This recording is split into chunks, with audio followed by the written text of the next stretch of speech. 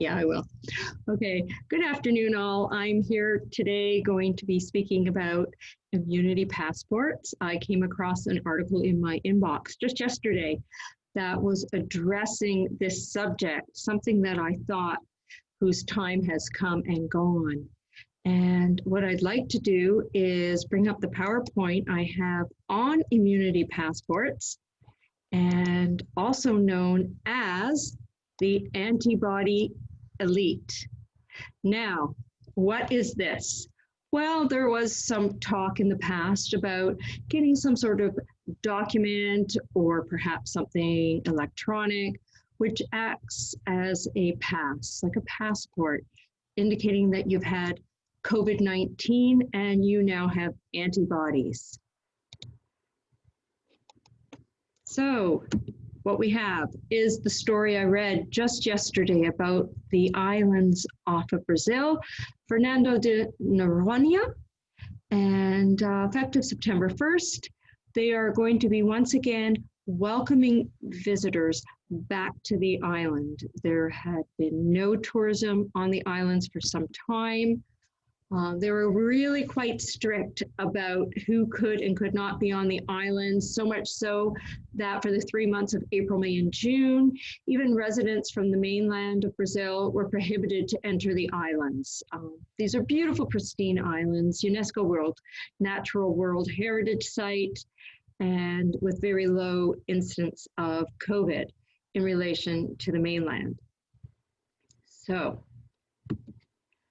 the idea of an immunity passport is not new to just Brazil. This is something that Delta had tossed around, the idea of it, back at the beginning of the pandemic. The theory was that if you had the antibodies to fight the virus, you would then avoid reinfection. Basically, this immunity passport is a document certifying your good health. Pretty much in a nutshell. It can be electronic, it could be paper, and it would state that the individual had COVID-19 and theoretically now is immune to infection, the value of such a passport, the freedom from various restrictions, and the ability to return to your new normal. There are a lot of concerns with this. The immunity COVID-19, a little bit of typo there, but will we produce sufficient antibodies to ward off a second infection? Evidence shows that that is not the case. Serology tests are not standardized, owning up to questions about whether or not the results are valid.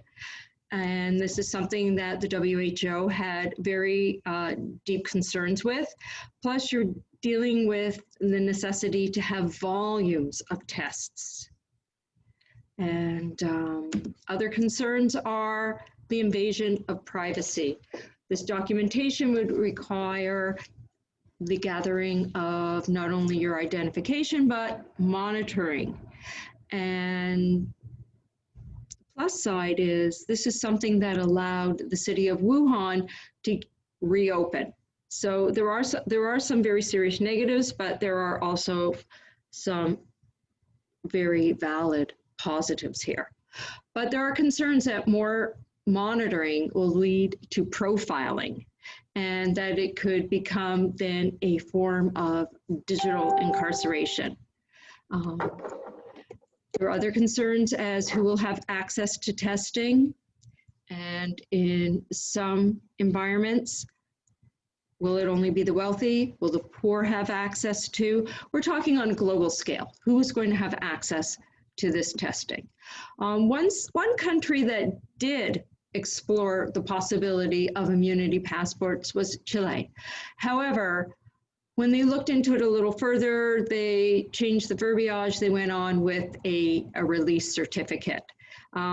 This certificate, it's basically a matter of semantics, and in any event, the certificate has a shelf life of 3 months, after which you would require a new certificate. It really isn't a free pass per se.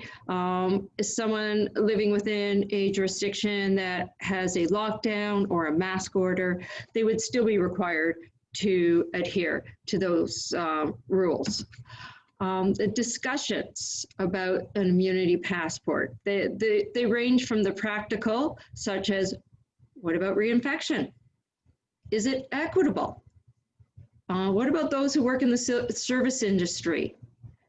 And then there are legal concerns, very real concerns about civil liberties. And the incentivize are those that might be incentivized to get the infection. There was a survey in Britain in May of this year, and they found that 19% of all Britons would consider deliberately becoming infected if an immunity passport were to be introduced by the UK.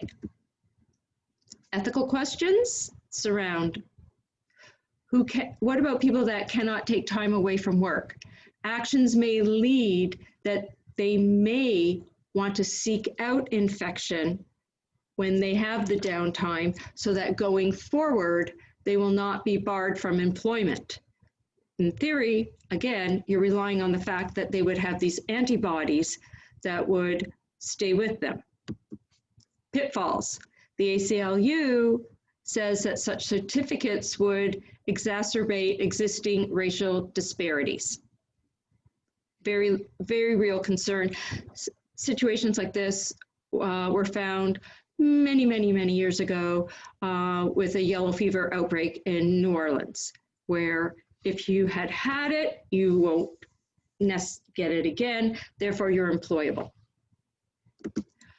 Other challenges, people erroneously feeling that they're safe. What about false positives, false negatives? And then once you have these passports in place, are we ever going to get rid of them? Or will they be here to stay, much like much of the security measures that came into effect following 9/11? Now, other concerns are who is considering these passports? Well, we know that Chile has come out with a form.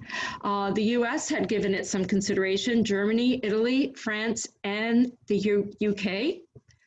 So there has been some talk, but the main caveat is the fact that people are becoming reinfected. The recent cases in Hong Kong, Belgium, Netherlands, and Nevada.